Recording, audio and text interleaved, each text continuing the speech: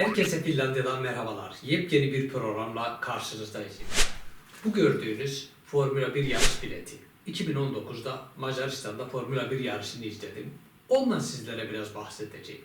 Ben motor sporlarına çok düşkün biriyim. Gerek Formula 1 yarışları olsun, gerek rally olsun, diğer motor sporları olsun izlemeye çalışırım.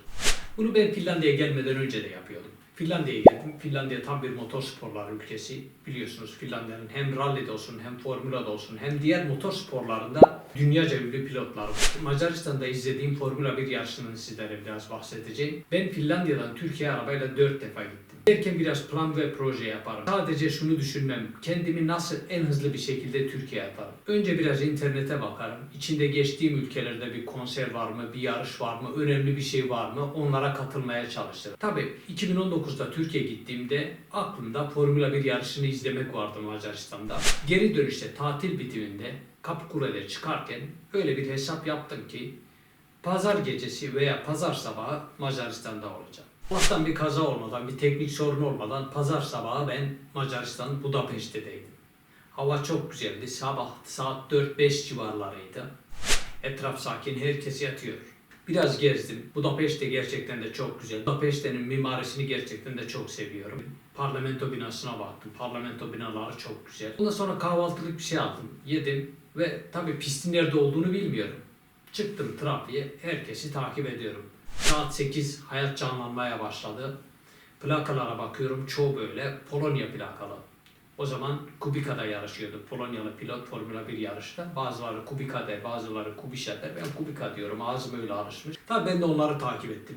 Bilet almış mıyım? Hayır. Daha bilet almamışım. Ama şansımı deniyorum. Gittik bir park yeri bulduk, şeye yakın, piste yakın.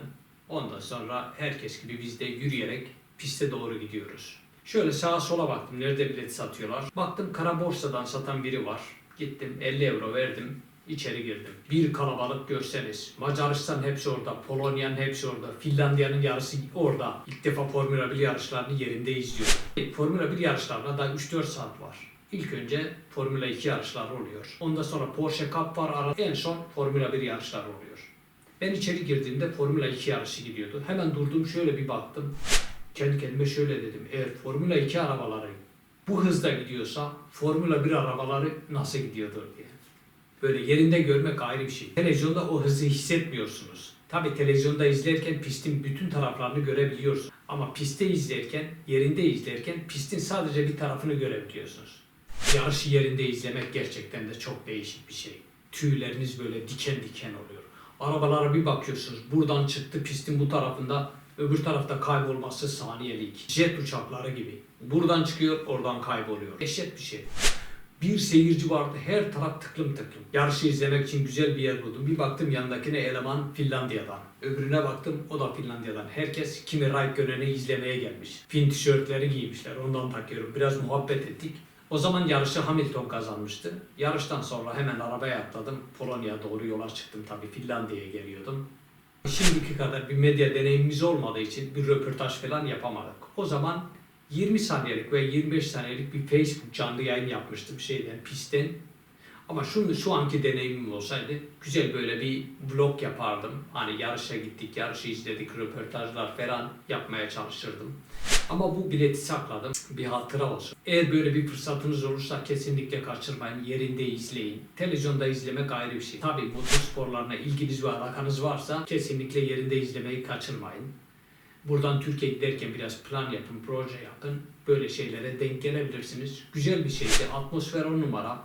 Motor sporlarına ilgisi olmayan insanlar bazen şu soruyu soruyor. Siz bu yarışlardan ne anlıyorsunuz? Araba sürekli pisti dönüyor.